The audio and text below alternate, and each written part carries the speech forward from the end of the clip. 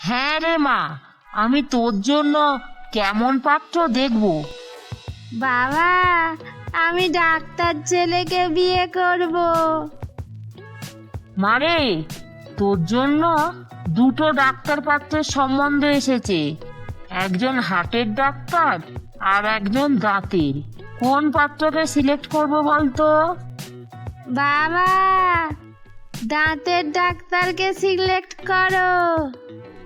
কেন রে মা, দাঁতের ডাক্তারকে পছন্দ করলি কেন? পাত্রের বাড়ি যে বেজায় দূর।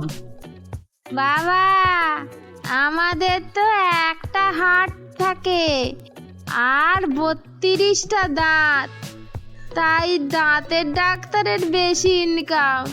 তাই আমি ওই পাত্রকেই বিয়ে করব।